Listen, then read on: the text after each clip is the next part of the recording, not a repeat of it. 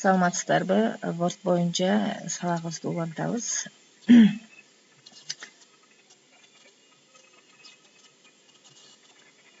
Мында биз дизайн, макет, рецензирование, видтин ичиндеги менюлар менен таанышабыз, параметрлер менен. Бул жерден главныйын ичинде вставить, бул жерден сүрөт койсоңуздар болот. Мисалы үчүн жанагы скриншот кылып алган сүрөттү, мисалы мына кое турган чыгаралайын.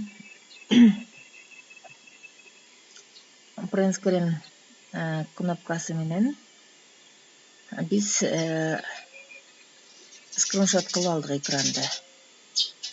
Эми ошону Wordко ушул вставить кнопкасын басып аркылуу эле койсок болот. Мынакей биздин тарткан сүрөтүбүз ушул экранды скриншот кылып алды. Ставка бөлүгүндө биз айтпай кеткен кайсы бөлүк калды? Бул жерден текстовый поле койдук. Страницаларды разрыв кылып алганда экиге бөлүндү страницалар. Мынакей.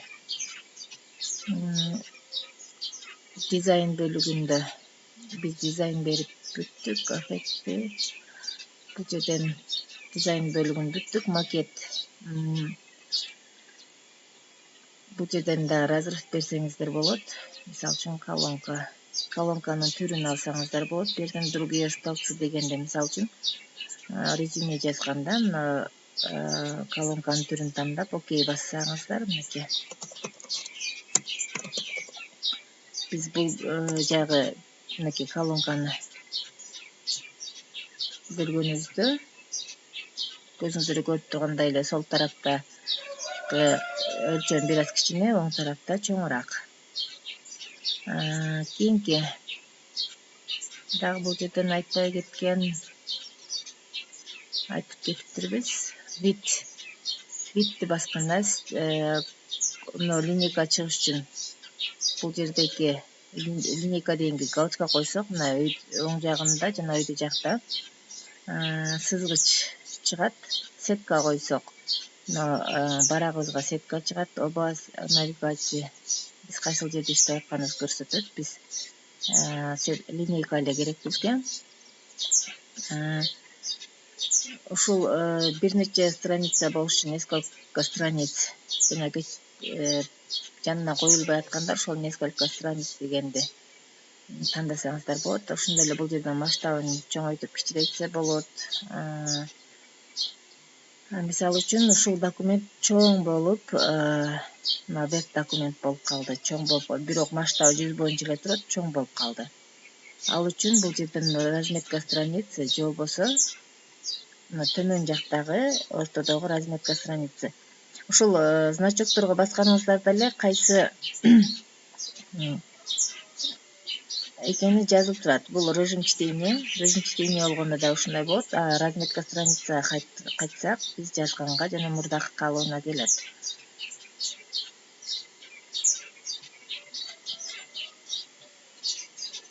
Мынакей. Дагы бул жерден айта кетчү нерсе. Мына жерде разделить дегенди бассаңыздар, мына биринчи жана экинчи бет мындай эме болуп калат, раздел болуп бөлүнүп калат дагы. Сиз кайсыл бетте иштесеңиз, ошол бет гана чоңоюп калат. Раздел. Кайра ушул өзүнүн калыбына келтириш үчүн снат раздели дегенди басып коебуз. Биз мурдакыдай эле иштесек боло берет. Разделить. Жазганда гана чыга баштайт. Ага чейин раздел бөлүнүп калат. Снять разделе.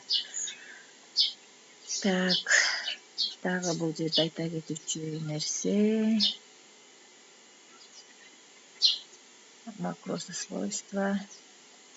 Негизинен Word боюнча ушулар.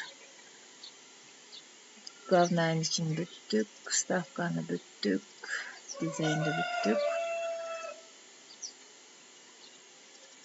Бул жерде ставканын ичинде сүрөттү кантип коем деп символдорду кантип коем деп атасыздар го, ошол боюнча.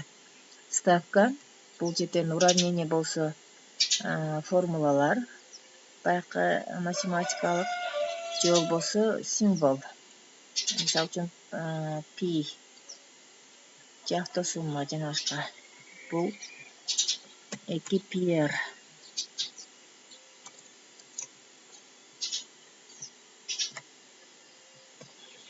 Чоңураак шрифт тандайм. Эки пи р. Формулалар деле ушул жерден уравнение. Кааласаңыздар өзүңүздөр формула жазсаңыздар да болот. Өзгөртсөк да болот. Бул формулалардын ичине кирип жазып.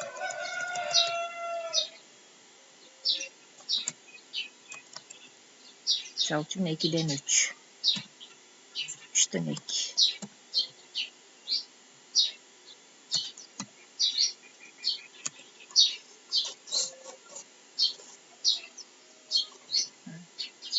Y барабар 3ден 2 деп койсок болот.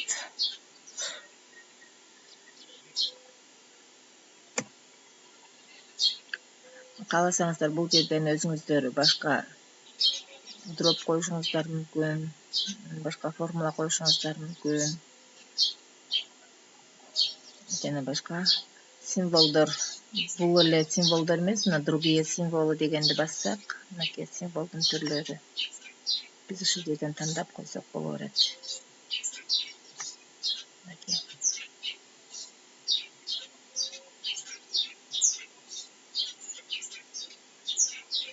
Эми сакташ үчүн мисалы бир компьютерде жазылып, кайра экинчи компьютерге көчүргөндө окуя калышы мүмкүн, же болбосо тамгалар бири-бири менен биригип кетиши мүмкүн. Ошондо биздин жазган текстибизди сактаганда, жазган документти бул жерден файл, сохранить как, андан кийин кайсыл жерге көрсөтөбүз. Мисалы, рабочий столго эле сактап турайын мен. Рабочий стол. Бул жерден имя файла жазам азыр. Орусия которуп алайын. Андан кийин тип файла деген жерди тандап, мисалы сиз бул жерден 97-2003 жана башка ушул типтерди тандасаңыз болот. Негизинде эле сохранить как менен сакташ керек. Сохранить. Эми биз бул мына биздин азыркы сактаган документибиз. Бул документти башка эч ким ача албасын десе, ключ коюп коюшубуз мүмкүн. Ал үчүн кайра ушул документибизди ачабыз. Ачып файлга киребиз. Бул жерден защита документа дегенди тандайбыз. Тандасаңыздар, экинчидеги турган зашифровать паролям деген бар. Тандайсыздар, бул жерге каалаган паролду жазасыз. Мен мисалы үчүн 123 деп эле жазып коеюн. Окей. Кайра 123 кайталайм. Окей. Андан кийин выход басасыз. Сохранить эми дегенде да деп басып коесуз. Мынакей биздин документибизге пароль коюлуп калды. Биз мына туура эмес пароль терип көрсөк, качан гана биз туура пароль тергенибизде, андан кийин ачат. Эгерде сиз маанилүү, эч ким өзгөртпөсүн, эч ким тийишпесин десеңиз, документтериңизге ушинтип пароль коюп койсоңуз болот. Мына туура парольду тергенде ачатат. А эгерде парольду туура эмес терсеңиз, ачпай калат.